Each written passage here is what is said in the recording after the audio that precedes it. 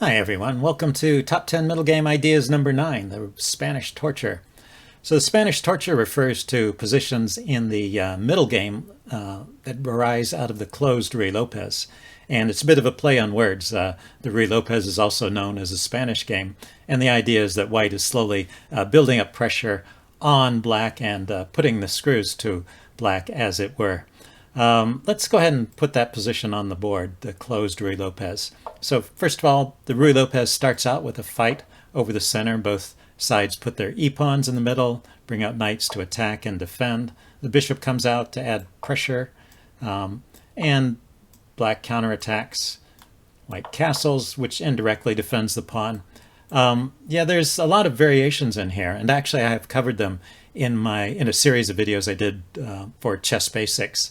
So I'll put a pointer to that at the end of this video if you're interested in discovering some of the sidelines you can play and other ways to play the Ruy Lopez. There's a lot of choices along here, but we're going to go directly to the starting position of the closed Ruy Lopez. So bishop gets kicked back, black sets up a solid center, white prepares to build up a big center here, black castles, and white plays h3 to stop the pin. And this is the starting point of the closed Ruy Lopez. Black has a number of choices here.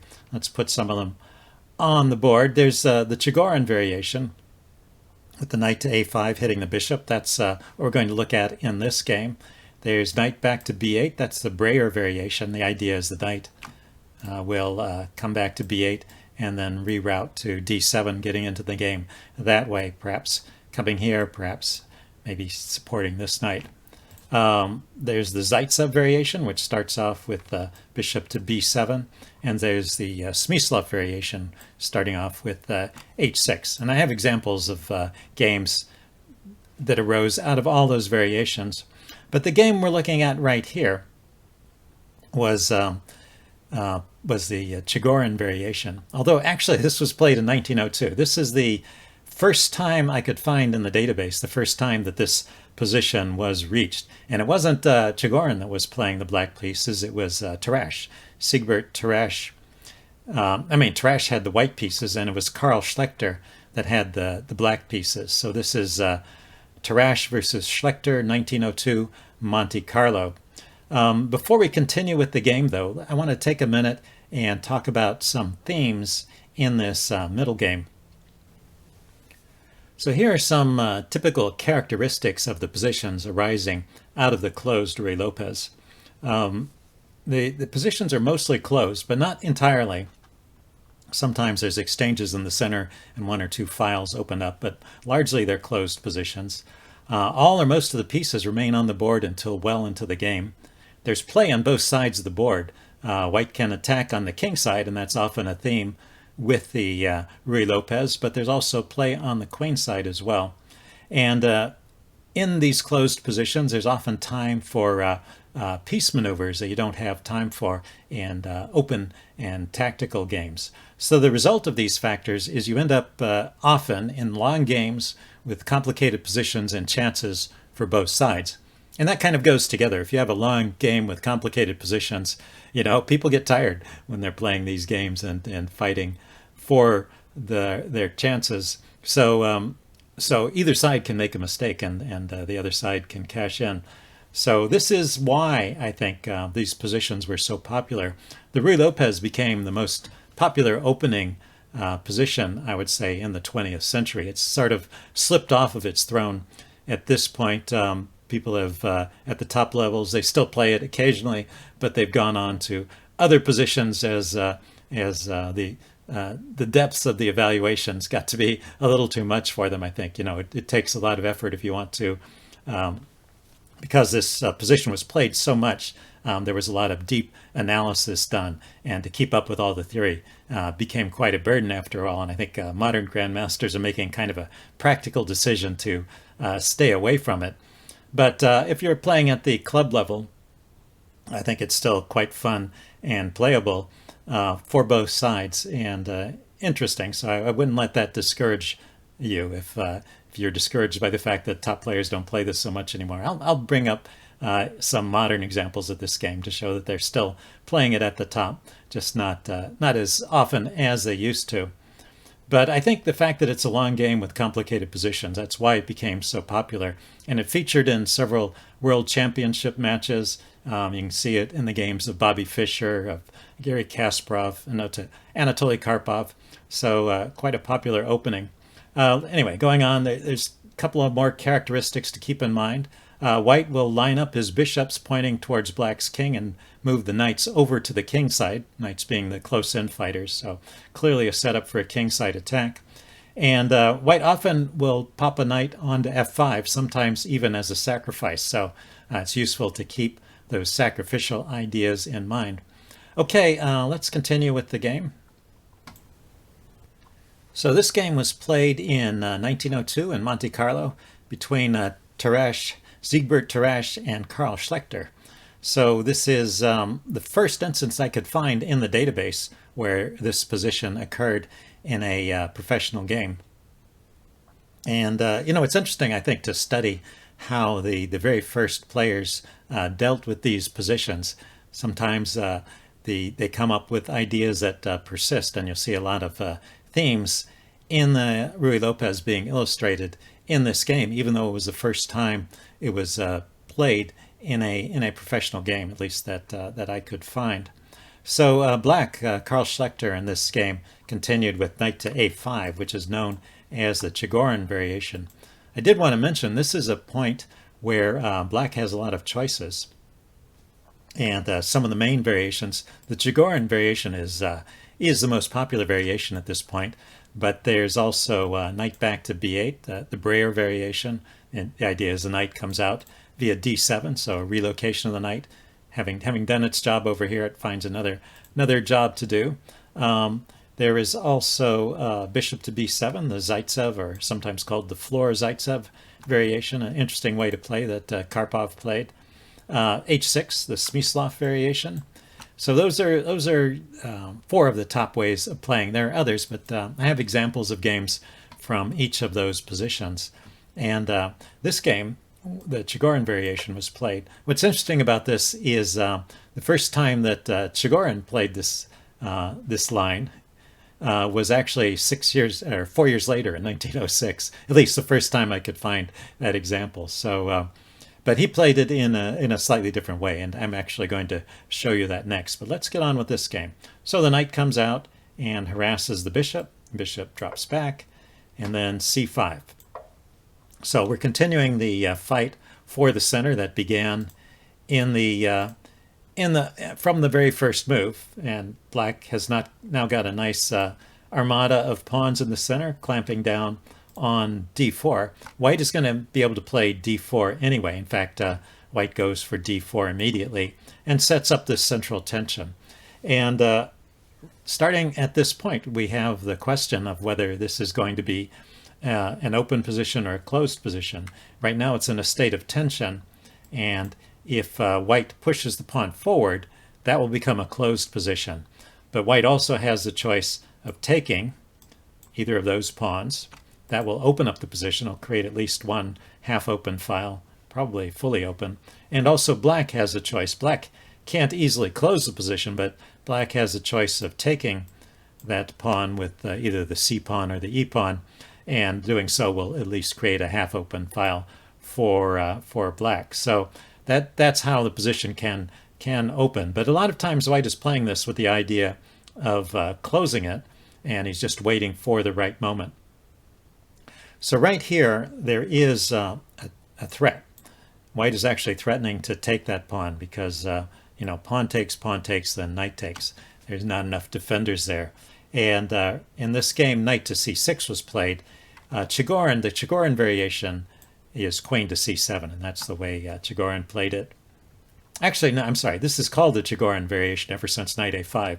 But the way Chigorin played this is with queen to c7. We'll see that in the next game. But anyway, Schlechter here played knight to c6, reasonably defending the center.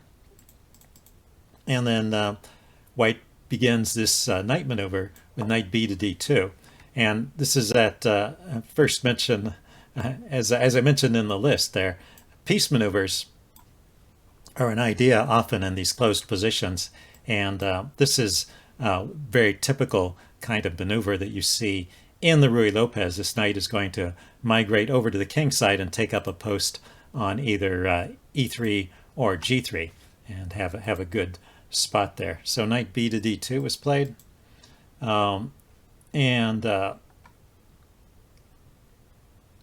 Yeah, white could have closed the position right now with d5, and oddly enough, this knight just goes back to a5 if that happens, but that's a different game. So knight b to d2, rook to e8, and knight to f1. So white is continuing this knight maneuver. Black plays h6, bishop to e3. So we've reached that point, even before that bishop was moved, we reached the point where both the bishops are pointing at black's king, or black's king side, and both knights are also over on the king side. This knight hasn't finished developing, but you see it's a very direct attack. It's kind of slow motion because white is just gradually building up the pressure, but white is bringing over those pieces one by one and putting them in the optimal positions to attack. And Schlechter continues with bishop f8. This is another typical kind of maneuver. The bishop gets out of the way of the rook. It had to get off the back rank for black to castle, but then it can go back and it's out of the way of the rook. And it may find a good home for itself on g7 here. And also this pawn may come forward to control the f5 square. So those are typical kind of maneuvers for black. Knight to g3, this knight continues his maneuver now, queen c7. a4. This is where play on the queen side starts. This is how white, although setting up for this king side attack, also has some ideas over here on the queen side and can at least try and keep some of black's pieces occupied on this side of the board. Okay, so bishop d7, and now d5. So d5 finally was played, and this has closed the position. So we're definitely into a closed variation at this point. Knight goes to e7. Well, it's been the closed variation since move 9. That's what it's called, even if it later opens up, but the position is definitely closed now. Knight to h4. So I mentioned this f5 square. Both of these knights are looking at f5, and this knight, who just got kicked, is defending f5. The bishop is also on that square. So you can see there's quite a concentration of forces on the f5 square. And that is why often black will play g6 and just try to keep a piece out of there. Schlechter takes a more active role here. This forces white into a decision. It's actually possible to play knight to f5 at this point, but it leads to a bunch of exchanges. Knight takes, bishop takes, and yeah, pawn takes, and black might respond with e4 there. This seems to be a playable position for white. It seems to be okay, but actually white playing this way has given up some of the advantage that white had. So let's go back to the game. Tarrasch didn't play this way. He made the correct decision to just keep the pieces on. And, this weakness is going to be here. Now that this pawn has gone by, this square on f5 is always going to be weak. It can no longer be defended by a pawn. So you can just sit back and wait for the opportunity to take advantage of a weakness there. Let's see, so knight to g6. One advantage of pushing that g-pawn forward is that this knight has a good square and can even think of coming forward. So this knight went to h2. A little more maneuvering. The queen went over to b7. And then finally a takes b5. So we're on move 21. And this is the first time any piece has changed hands. This is the first exchange that occurred. And it was just a pawn exchange. So black takes back. I wanted to mention, yeah, there was an idea here. Let's back up. There was an idea here that the computer pointed out. It liked it even better than the exchange. It thinks that white should consider this idea. This knight coming to f1, and black kind of waits. There are more active things that black could do. But if black waits, I guess, then this bishop comes back. Let's see, queen back to c7. These were actually, they may look a little funny, but they were actually suggestions of plausible moves from the computer. Not the only possible way for black to play. But this is what I was getting at. The knight maneuvered from here to here and back to here. So now both knights are looking at this square. And let's see, I had to move the bishop out of the way just so the knight could use that square. And they can just sit here. And this knight has gone away from defense of that square. So actually, white's in a position to put a piece there that can't immediately be chased away. So that's something the computer likes. Let's go back. Anyway, Tarrasch at this point decided to open up that second front. He takes. Black takes back. He goes ahead and exchanges once. And black takes back with the rook. So this drags the rook away from the king side. And then now at this point, he plays knight to g4. So starting to set up some more possible exchanges. And in fact, black goes ahead and decides to exchange. Well, this was a undefended knight. I guess black didn't want to just passively defend it. He decided to take and maybe try and inflict some pawn damage. And also, well, so I guess I should first say we're on move 24. I was keeping track of this. And this is the first time a piece has been exchanged. So we've had all the pieces on the board up to this point. And now we've got all except one pair of minor pieces. So anyway, black... I didn't play this first. He took this opportunity to invade with the rook. This bishop dropped back to defend. So yeah, this opening of the A file is double-sided. It gives some play for black as well. But in a way, white is kind of tempting black to move his pieces away over here and try and then white is still focused on the king side. So the queenside play is a bit of a distraction, I think. Knight to f4 is played here. That's right, yeah. White just defended the pawn. It's black's turn. Black puts a knight on f4. White plays knight to f5. And black plays c4. Maybe he's trying to create some pawn weaknesses here. He's going to follow up with b4, defended by the pawn. But it's white's turn to move, and white plays g3. So this brings up one point of difference between the two positions here. White can kick this knight away because white still has a g-pawn. And black has a g-pawn, but it's gone past. It's no longer in a position to kick this knight away. So this knight is pretty well secured on this square. Black can trade it off, but now a pawn can take back, and that pawn might be a thorn in black's side. And in the meantime, black just has to retreat the knight back to g6.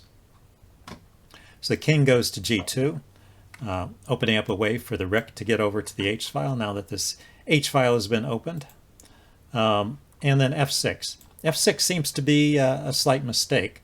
The chess engine is recommending rook to a1 instead. But you know, f6 looks like a plausible move. It's shoring up the structure, but the advantage for white rises at this point. Rook to h1, and there's no good way to really defend this pawn. Can I say that? I mean, he could defend with the king. I can't say there's no good way to defend it.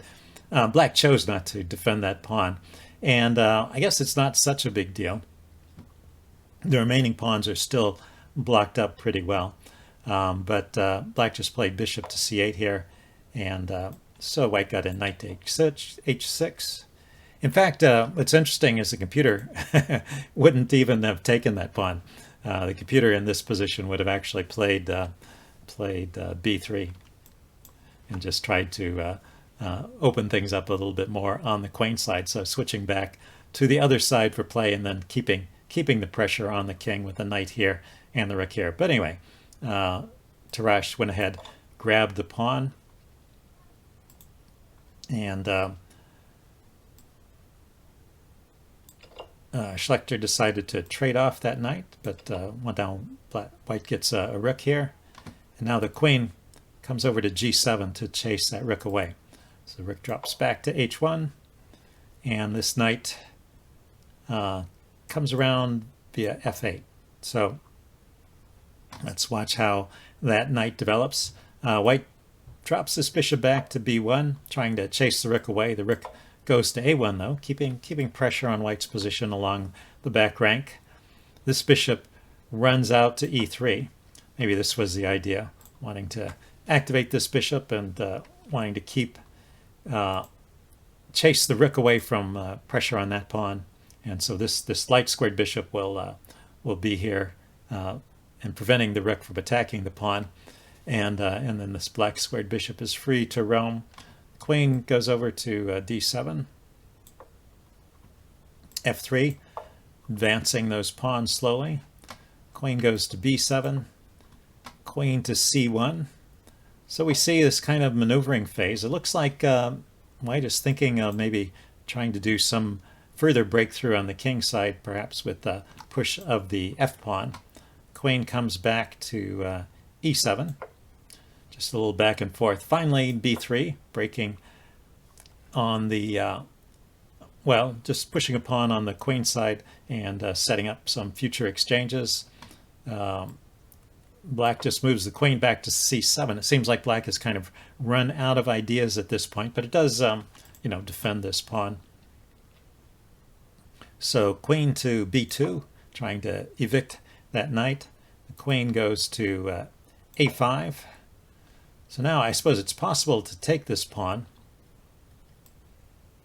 And, in fact, that's what Tarrasch plays. He takes the pawn. It doesn't win a pawn anymore, but it does open up a line to the queen side. So we can say this play on both sides of the board is starting to come through. It seems dangerous to me, actually. There's this idea of rook here skewering the queen and king.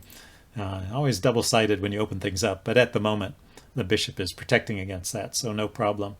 Rook to c1 was played here, maybe bringing the rook over to defend this pawn and freeing the queen up. Knight to d7, so the knight continues his journey. Queen to b4, and this was not actually approved so much by the computer. Eventually, Tarrasch is offering a queen exchange, and eventually manages to get one. But the chess center would actually keep the queens on and just keep playing, because there is a good move coming up for Black here, which Black could still defend. Let's see, White played king f2.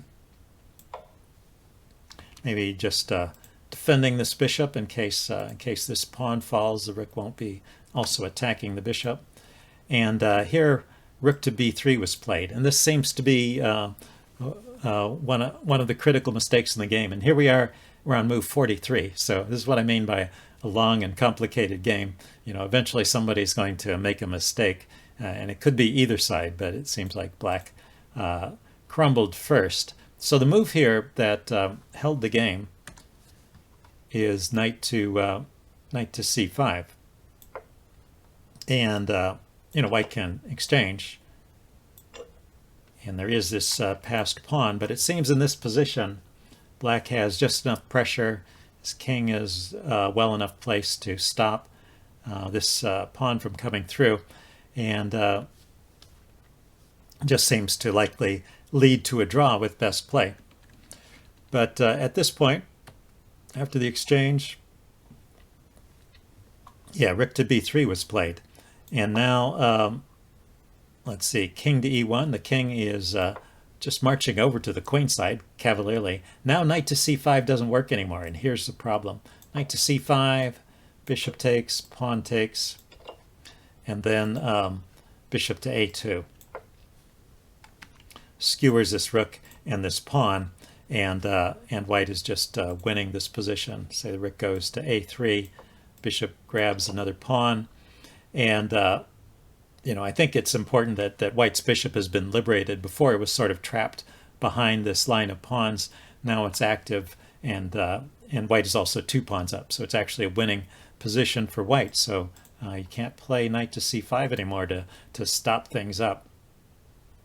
So just a small move like that, and things go downhill. Anyway, Schlechter had an idea with this rook maneuver. He was bringing the rook around. It was going from here to here, so avoiding this light squared bishop and trying to be active on the second rank here. So bishop to c2 was played, closing that off. Oops, I'm sorry, bishop to c2. Let's back up. Bishop to c2, closing the rook out. And now king to f7. This king comes up. King to d1. Just continuing the walk over to the queen side. Rook to a2. Rook to b1. So with the king defending the bishop here, this rook is free to roam. Rook to a3. Attacking this pawn again. King up to d2, defending both the pawn and the bishop now. Bishop to a6. And rook to b4. The rook is finally breaking into the camp and starting to put pressure on some of black's pawns. King to e7. Rook to a4, forcing a trade of rooks. So that was the idea of that kind of long-winded rook maneuver. Rook takes, bishop takes, and king to d8. King is running over to the queen side here, where things are looking a bit shaky. King to c2, king to c7, king to b2, knight to c5. Finally, the knight takes that square. Tarrasch takes the knight. King steps over to a3, trying to break in on the queen side. Bishop to c8 was played here. Bishop to e8. This bishop gets out of the way so the king can come in. King back to d8, harassing the bishop. Bishop goes back to b5. At this point, black is picking up another pawn.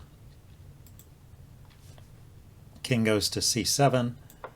King to a4. No need to take that pawn. It's not going anywhere.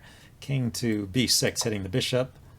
And d6, pushing this pawn forward. Bishop e6. Defending the pawn and stopping this.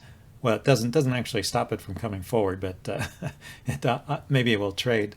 Anyway, bishop to e8 was played here.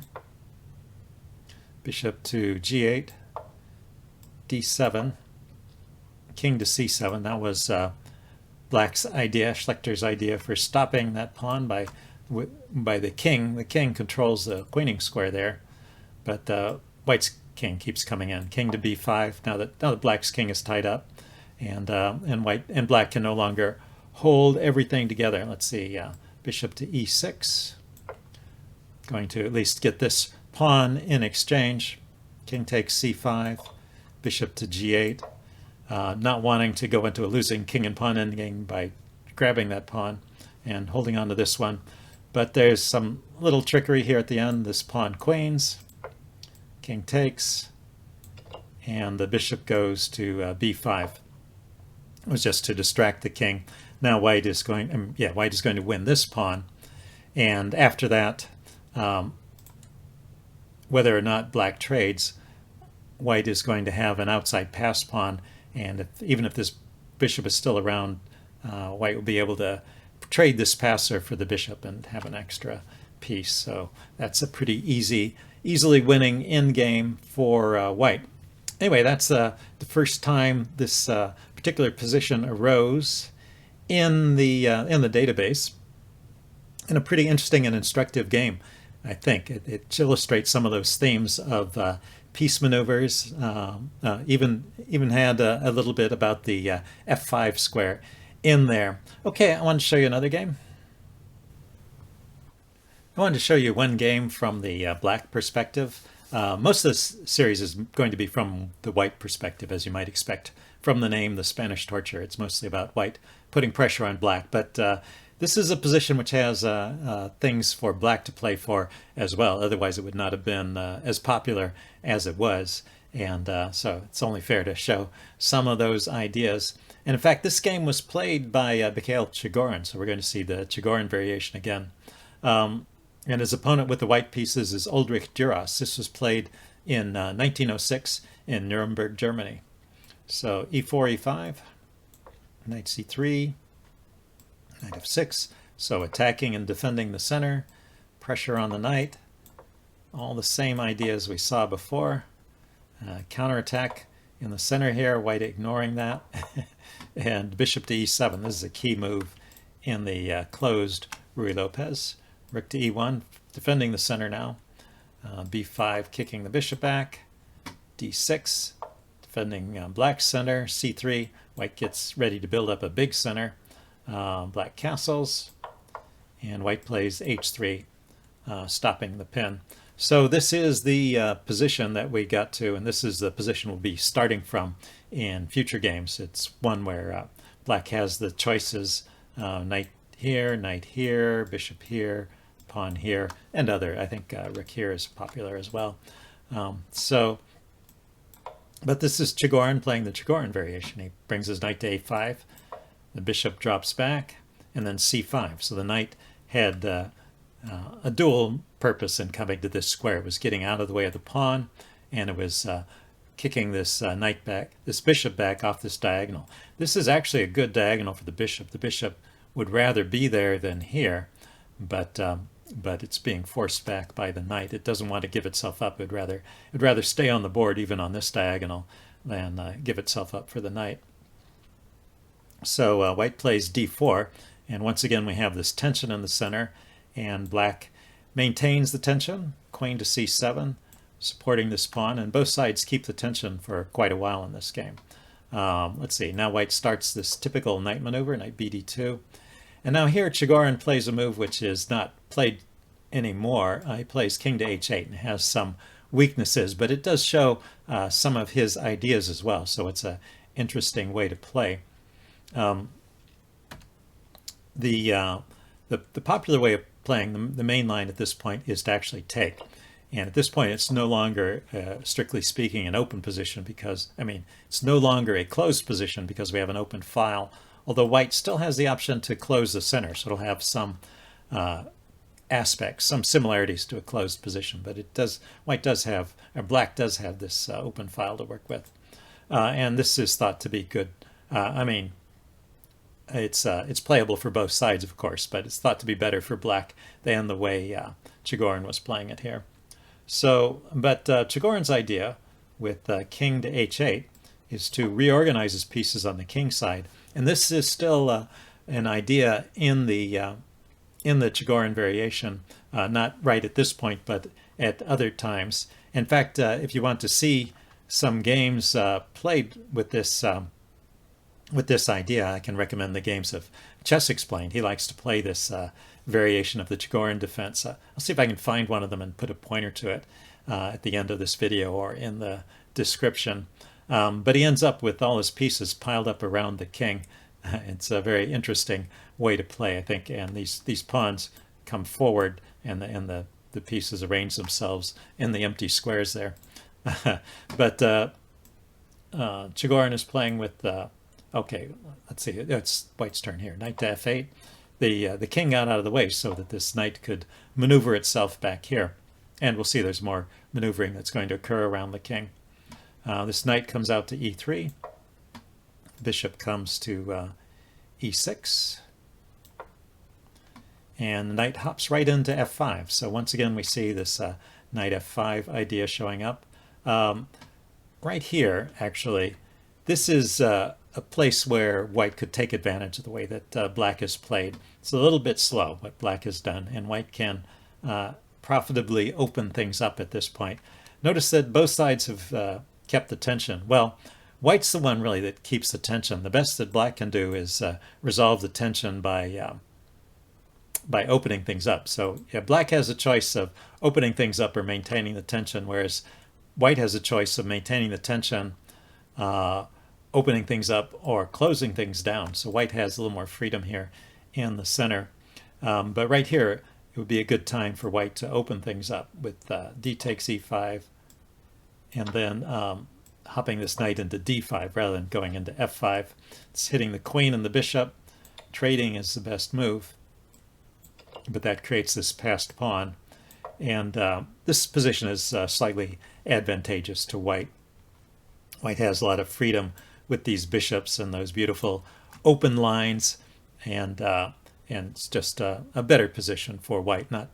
Maybe not losing, but not a position Black would really like to play. So that's why the exact move order that Chigorin uses here is not played anymore.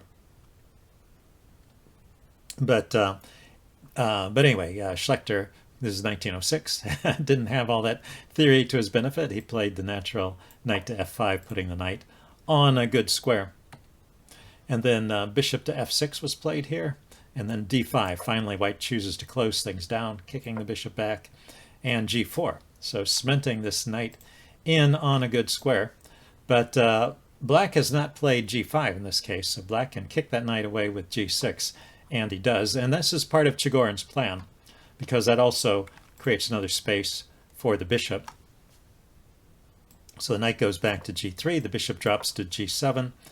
And now this f-pawn is free to move. Let's see. King comes up to h2. The knight comes over to c4. So finally this knight, after all this time sitting out here on the rim, is starting to get back into the game. And Schlechter decides to chase it. You could chase it with b3. That would be fine. But he chose to chase with the knight. Chigorin is not looking to trade this knight off. He wants to get it back in the game, not just trade it off. So he brings it back here. And then h4. So h4 is a very interesting move. It's actually a pawn sacrifice. It's not entirely approved of by the chess engine, but it does lead to some interesting play for white. What would the chess engine would actually just put this knight back on f3. Thinks that's the best continuation, just for your information. But let's go back to the game. h4 was played, so it leads to a much more interesting game. The queen comes down to take the pawn. Chigorin is not going to let a challenge like this go by. But it's a risky decision to take that, because it's opening up the h-file towards his own king. So he's banking on his constellation of pieces here that they will offer him enough protection. So the queen comes here. King steps over to g2, getting out of the way of an eventual rook h1. Queen grabs the pawn. And f3 to defend the g-pawn. So we are on move, well, that was move 22 when the first pawn was taken. So we went 22 moves into the game before any exchange happened at all. And then it was just a pawn sacrifice. Okay, the game continues, bishop h6. Now the rook comes over to h1. Queen drops back. And the rook rises up to h3. Looking a little bit dangerous. The queen goes all the way back to g7. Adding some more defense to the bishop, and maybe also defending the h7 pawn here. King steps aside to f2. The bishop comes out to f4. This knight comes around to f1. Rook a to e8. So everybody is starting to arrange their pieces on the king's side, see what they can get. So this game, there was not much happening on the queen side. So this game, unlike the last one, the focus stays on the king side pretty much all the way through. Let's see, the knight comes out to e3. This rook lifts up to e7. Queen comes over to h1. So now we've got a battery here. And so this queen, you can see, was actually a pretty useful move. Black also has the idea of moving the f-pawn to add another defender this way, something to keep in mind when you're defending these kind of positions. But there's a pretty severe pin on this pawn here, and so this pawn is weak. So f6 is double-edged. It removes the defender from the g6 pawn. Something to keep in mind. But f6 was played here. Knight to g2, kicking the bishop. Bishop decides to stay on, dropping back to g5. White could take that bishop, but probably doesn't want to, because that would start to open things up against his own king. So the tension is maintained here on this diagonal, and b3 is played instead. So now this rook, the e-rook, comes to the f-file. Now we see clear intent from Black. Maybe we get some idea of what he's been planning after all of these seemingly defensive moves that he's been playing.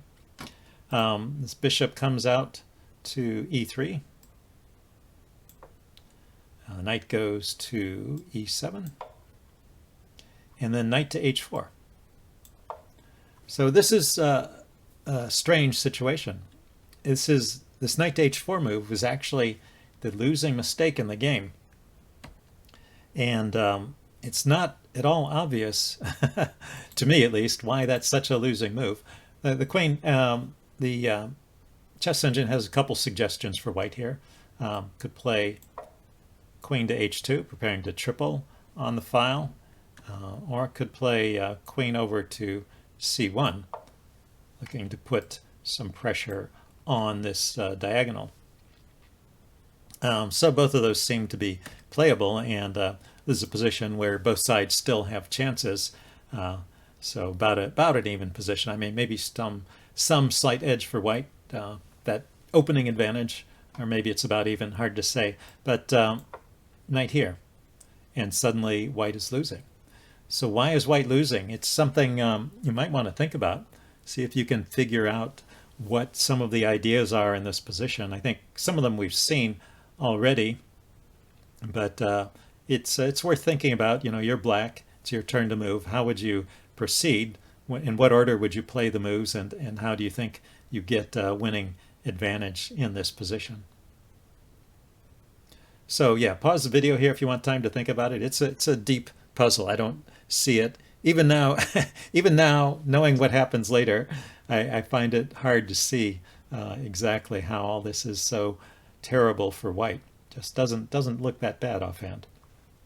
Okay, I'm giving the answer away now. So it starts off with bishop takes, very natural move, and probably one you thought of. The king takes back. I should note that we're on move 33 here, by the way, and this is the first time that a piece has been exchanged. So once again, we have a long game with a lot of maneuvering before the first piece goes off. Then f5. Okay, another very natural move. So I would say that seems pretty logical. You're just, I'm not quite sure why you needed to exchange bishops first, but that seems to be necessary. And then this, well, this comes with a bigger threat now. Maybe that's a key point. You've pulled this king forward, and now black can't just sit here and wait for this pawn to come forward and fork the king and the knight. Black has to, white has to respond to that threat. So white takes here, g takes f5, g takes f5. Looks like this ought to be equally dangerous for black as white, right? Because white can still bring a rook over here opposing the queen. But in fact, this is all good for black. Continues not with the fork, but with e takes f5. Oh, it's white's turn. That's why black didn't play a fork. He didn't have the chance. Yeah, let's back up. Let's back up and let's think about this. Yeah, black just took, and white takes. And now queen to g5 check. Maybe this is one of the key moves here. Activates the queen and chases the king around a little bit. The king drops back to e2. Wanted to keep the queen from coming into this square, so not running back to f2, but dropping back to e2. Then this is the final move. Knight b takes d5. So this knight, the Chigorin knight, it started here, came to c3, went to a5, went to c5, dropped back to b6, and now it finally enters the game on d5. And this was the move at this point, and that was the only move in this position. You had to kind of see that move in advance to understand why this is such a good position for black, because now black's pieces are just flooding in. The center, white's glorious center, is crumbled. There's a threat of the queen coming in here with the knight behind it, and it's just all over. Let's see, the game continued. King to e1, the king dropped back. The queen came into e3 anyway with check. Knight blocked on e2. This knight comes to f4, putting pressure on the knight. Everything very straightforward, simple, and logical. Rook to h2 defending. Knight takes, rook takes. And queen takes c3 with check. And picked up another pawn. Yeah, I guess that's not a fork, but it does mean the king has to get off the back rank. It is a fork, but the the king has to get off the back rank so that the rook is protected. So he couldn't go to f1, for example. King to f2, queen to d4 check, king to g2, rook to g7 check. And yeah, the checks don't stop. Well, this is interesting. There's a little counterplay here, knight to g6 check, taking advantage of this pin. So Girous is not going down without a fight, but you can take that knight, and then pawn takes. Looks dangerous, queen and pawn here, but it's defended by a rook, so it's not a problem. Bishop to c6, putting the bishop on a better diagonal, pointing at the king and the queen. We have rook to f2, defending. Rook takes f3, just breaking through. Simple brute force. Rook takes, bishop takes, king takes, and queen c3 check. So it looked like a bishop sacrifice, but in fact it wasn't, because at the end there's this check that picks up the bishop. King ran to e4. And this is an interesting idea. After this bishop goes, the black has gathered up enough pawns that he has a winning endgame. So white is putting up a really stiff fight, actually, and his idea is that he's going to gather up these pawns. King d5, let's see, queen d3 check, king c6. So the king is finding shelter over here amongst black's pawns. Let's see, queen takes g6, getting rid of this big threat, and the king starts king to b6. Let's see, d5 check, king takes. This is where the king just starts mopping up pawns. Rook to c7, king takes, rook to d7, king takes, and queen to e8. But you can see that this is probably not going to end well for white. But it's kind of amazing. White got back all of those pawns and now just has a one-pawn deficit. If white could somehow just get the queens off, then it might be a drawn rook and pawn endgame. But not only are the queens still on, but notice where they're located, where the pieces are located. This queen and this rook are still where they were about 20 moves earlier. If we go back to where that bishop exchange was, where that very first piece exchange happened, bishop takes e3, back up one move. Notice that the queen is here and the rook is here. And, you know, I think from this position, sorry, hit a button there. Let's yeah, it was after knight h4. Knight h4 was played. From this position, I think Chigorin must have calculated all of that out, because he started going in for these combinations and these direct, forceful moves. And basically, all of this stuff got cleared out in the middle of the board, leaving only the king up here, white with the black with a queen and a rook, and white with a queen and a rook, and white's queen and rook are still at the end of all that, sitting on those squares, because black has kept white busy the whole time. So anyway, let's go back to where we were in the game.